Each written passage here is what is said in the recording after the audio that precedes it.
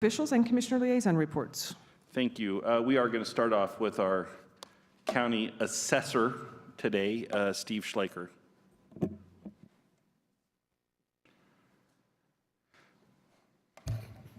Good morning, Commissioner. Steve Schleiker, El Paso County Assessor. Thank you for allowing me to move this on up. I got a meeting here with information technology right after this. But what I wanted to do is come before you and just basically give you a recap of what has happened in the Assessor's Office for 2018, and also explain to you why 2019 is such an important year here in El Paso County and also the state of Colorado. What I'm going to sit there and just share with you is some office statistics from 2018. Our new website provides to you what is going on there. We are above what the hits, the number of uses or users that we had on our old website, which averaged over 39 million hits a year. Talk to you about the disabled veteran senior homestead exemption. I shared with you about a month ago, we finished up the 2018 abstract of assessment. Talk a little bit about that. Then we're going to get into the reappraisal process. What is happening here in El Paso County and the changes I'm making to the county's notices of value that I'll be mailing out on May 1st. And as we did several years ago, I want to bring you up to speed on the Gallagher Amendment. The discussions happened up at the Capitol, and then get into the residential assessment rate study. So 2018 total active schedules, taxable schedules, just shy of 280,000. We are the largest county in the state of Colorado for the number of taxable parcels. If you add in the exempt parcels, we're over 300,000. So we're a very large county. My staff worked over 17,712 permits. 10 years ago, each month we used to just go through one ream of paper on permits. Now we're going through half a case each month of permits that are coming in. And so basically what that's telling me, folks are opening up their wallet. They've been doing this for the past couple years. They're finishing their basements, updating their homes. A lot of good things are happening here in the real estate market. We produced 519 custom maps. Many folks don't know you can contact your assessor's office to get any kind of data query, custom maps. If folks are looking for a map of all office buildings within El Paso County, we can map that out for you. So we did over 519 of those for our customers. I've signed and worked with county of 173 subdivision plats, and we're still seeing that number will probably exceed that here in 2019. Property deeds, so property transfers, we worked over 42,000. If you include beneficiary deeds, quick claim deeds, we worked over 76,000 deeds in my office this past year. My residential department measured just shy of 3,400 single-family residential properties, a lot of new construction, and the number of appeals heard in 2018 by my office were 350 appeals. I could not be more proud of the staff that I have working in the assessor's office when you're looking at 280,000 taxable schedules and we only had 350 appeals. And I'll share with you the reason why I think that is so. So as you know, thanks to each one of you, your help is we launched the assessor's new website, and we have a new property record card, My Community, and also Citizen Comper. This is going to be the first time where our citizens, when I mail out a notice of value, will be able to sit there at their dining room table and pull up the comparables within their neighborhood and see the sales that are going on. So, basically it's made my office more transparent. The citizens now here in our county see the exact same information that my appraisers are seeing to value their property. So that way, when they get the notice of value, they can make an informed decision to appeal or not appeal. In 2018, we have 1,534 disabled veterans that are getting the tax break here. It's a 26% increase from 2017. And really the big reason for that, there are a number of folks that are retiring here.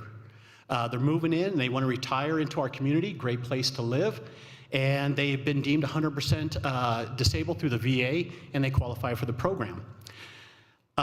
As mentioned 4 years or 5 years ago, when I ran for assessor, one of my big priorities was the Disabled Veteran Exemption Program and the Senior Exemption Program. Getting out there and promoting it and just informing our seniors. We are just now, we are right now today over 24,100 seniors in the Senior Homestead Exemption. That is a 6% increase from 2017, and that is a really good thing where seniors are taking advantage of that tax break. You may have said this and I just missed it. How long has the disabled veteran exemption been in place? It's been in place since 2002. Oh, wow. And is it the same exemption as the senior homestead exemption? It is, Commissioner. The only thing is they do not have to wait the 10 years, nor do they have to be the age of 65. And what is the threshold for disability to be eligible? 100% disabled by the VA. 100%. 100%. Okay, thank you. Absolutely. So as I shared with you, here's the 2018 abstract of assessment, and by statute, we have to sit there and provide this to the public and also to the Division of Property Taxation. I mentioned 279,000 taxable schedules. Grand total assessment, we are just shy of a total of $7.6 billion of assessed value here in El Paso County. You convert that into market value, that's just shy of $77 billion that I'm responsible for here in El Paso County. Grand total revenue that's coming in from property tax is just shy of $597 million that are coming in. So why is 2019 such an important year? So every odd year in the state of Colorado is a reappraisal year, and all 64 counties right now are in the middle of their reappraisal. So my office analyzed a total just shy of 42,000 sales compared to 42,676 sales in 2017 to determine the new level of value for 2019. To put this in perspective is 10 years ago, we were reviewing between 20 to 25,000 sales. We are busy. We have doubled that number in a matter of 8 years. So a lot of good things that are happening in our real estate community here in El Paso County. Many folks want to know, how does the assessor go about valuing property? So by law, we have to use the sales that occur through a 24-month time frame. So for the 2019 reappraisal, we are looking at sales that occurred between July 1 of 2016 to June 30th of 2018. Those are the sales that we have to look at, which is pretty confusing to our property owners because they sit there going, this truly isn't current market value. Your data is about a year old. But the reason for that is a major undertaking to revalue over 300,000 parcels with a staff of 50. So let's talk about the market here in El Paso County. Every one of us has been reading this on a daily basis, what's been going on. Extremely hot market that's been going on.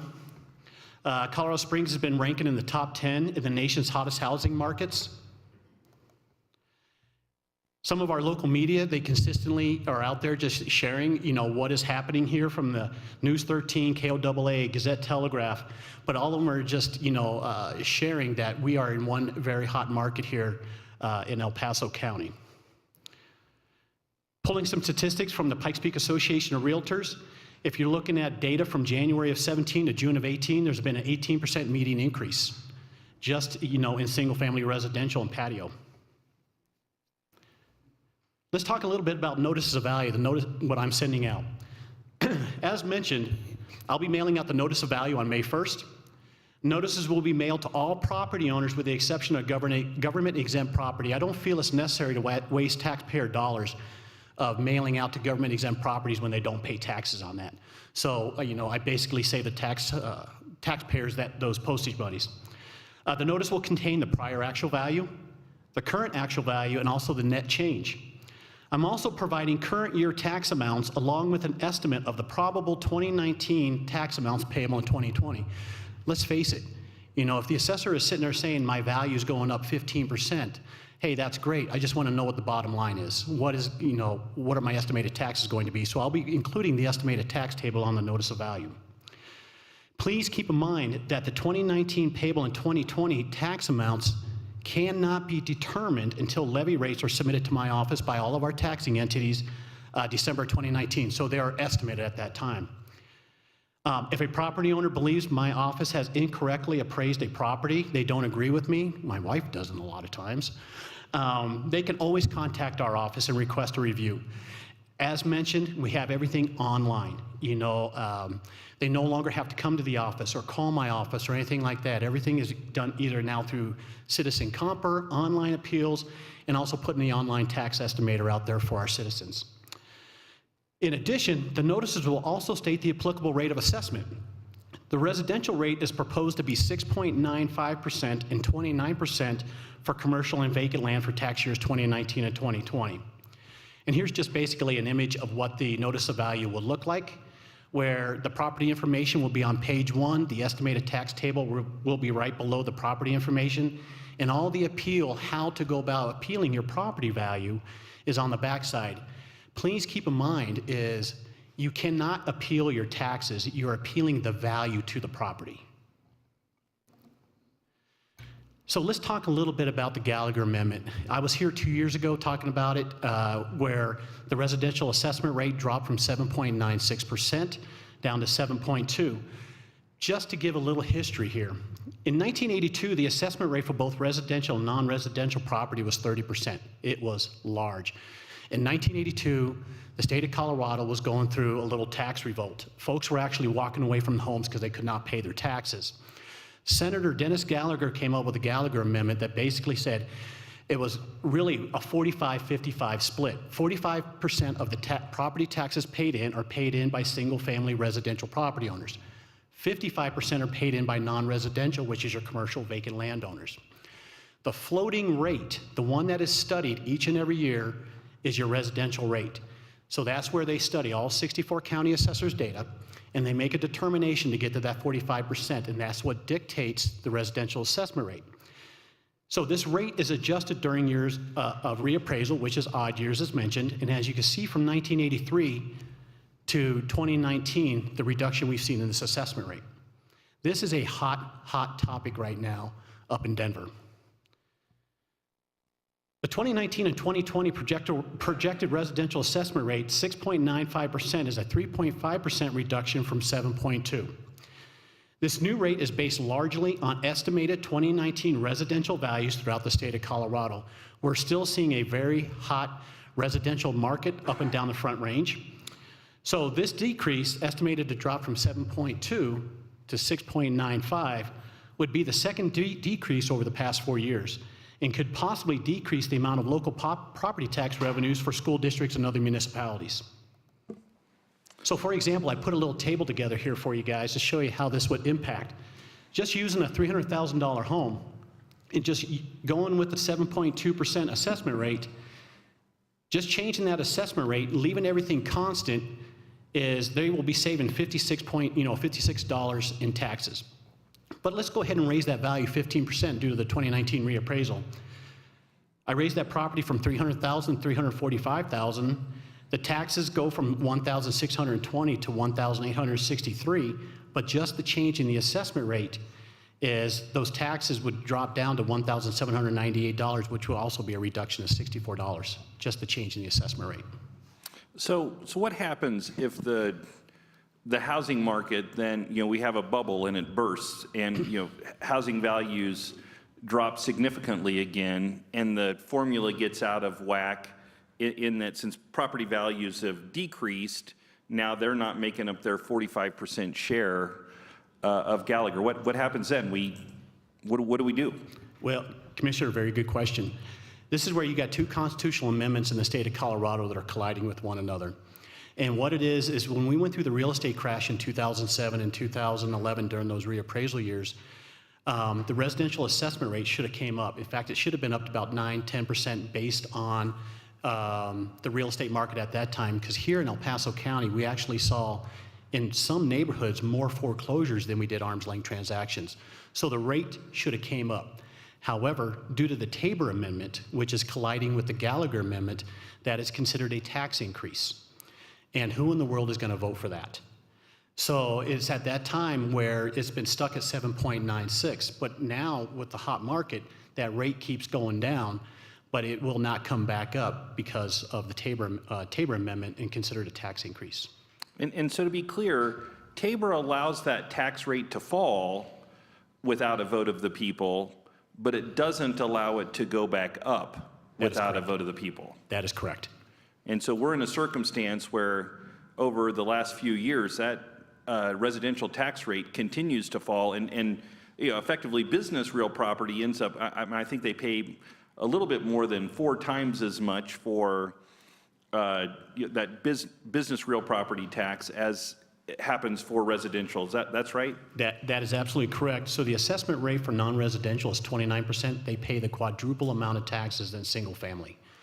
But you're absolutely right, is it would take a vote of the people to bring that assessment rate up, and it does not take a vote of the people to drop that assessment rate. And so it seems to me right now Gallagher is really unfairly disadvantaging all these small business owners out in our community. Correct. Well, also our rural counties. This is having a major impact on our rural counties where they're not seeing quite the hot market that we hear in El Paso County, Douglas County, Arapahoe, Jefferson County. They're not seeing the sales that we're seeing, but these are actually budget deductions to the rural counties out there. So there's a lot of discussion out there up at the Capitol in regards to how to fix this. I was asked to sit on a panel of assessors to provide input, which I was proud because I feel El Paso County needs to have a seat at the table. This is a very important topic.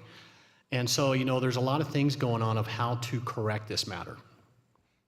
Commissioner Gonzalez. Thank you, Mr. Chair. And to be a little more, give a little more of an example on the rural part, because two of the commissioners here do have rural populations in our county districts. So in this scenario, which is on the screen right now, in a more city environment, urban environment where the property values are going up, you can still see in terms of the previous tax actual values of 1,563, if there was no value increase, even with the 15% increase, you still receive as an entity more money, even though it's less of a percentage, you're receiving slightly more. Where the rural populations get hurt here is if they're only going up 3, 4, 5% in value, but the percentage has reduced theirs. That's the situation where in a city, you may not see a loss of revenue, percentage you would, but not actual reductions. In a rural environment, you could potentially have less revenue come in. Absolutely. And yes, and that's why this is really affecting, it's less evident to the, I believe, the urban, more evident to the rural communities. And I completely agree, Commissioner. When I got the preliminary study that was sent out to me from the Division of Property Taxation, that is when I drafted up 300 letters and mailed it to every taxing entity here in El Paso County. That way they know, we got small districts, Hanover, Edison, Calhoun, Yoder, things like that. These are folks that just need to be, I want to try to give them as much advance notice in regards to their budgets and what's happened to the residential assessment rate, and if they need to talk to their voters, as the possibility of doing a mill levy override. But I mailed those letters out, and and thankfully I received a number of emails saying thank you for keeping the continued education and letting them know what's going on. So with that, here's what I'm seeing. We are still working on the 2019 reappraisal. I've directed my staff to wrap things up at the 3rd week of March, so we're still just working on a couple neighborhoods. So these numbers are still rough, but what I'm going to provide to you guys is just county-wide averages. This is just county-wide. What I will do is I'm going to be coming before the board and breaking it down by economic areas and neighborhoods, because I think each one of you should know what I'm seeing in each one of your districts. I've also teamed up with different organizations. I'm going to be doing meet and greets in each one of your districts. So I'm going to be doing that, reaching out to our citizens, and also show them the new comper and just sharing with them how we value property, come to a new level of value in the assessor's office. I've also teamed up with the media, and I'm going to be doing working with our PIO as far as trying to get the word out there. So as of today, rough estimates, single-family residential countywide average is going up 18 to 25%. Keep in mind, these are based on sales from July 1 of 2016 to June 30th of 2018. Non-residential land's going up between 50 to 20%. Commercial properties going up 15 to 20%. Multifamily is going up 20 to 25%. So, when you sit there and you look at the apartments, there's been a record number of sales that have occurred here in El Paso County. One thing I like to share is it's not your assessor that determines the market. So I'm going to probably be the most popular guy here come May 1st with these increases in value that we're seeing, but it's an education process. But I will tell you this, to go back to my third slide I shared with you, when you have less than 1% of property appeals in El Paso County for total number of taxable parcels, and that's consistent even on a reappraisal year, this is due to my staff. There are a number of times I walk around that office during the appeal time, and folks come in, they're upset. They call, walk in, whatever, and they just don't know how in the world we came to the value we did. And they want an answer. And once they understand how we came to that value, we pull comps for them. 50% of the time, these folks hang up the phone or walk out educated and going, I'm not going to appeal. And that's just due to the education process my staff does. They're wonderful. So, any questions? Any questions?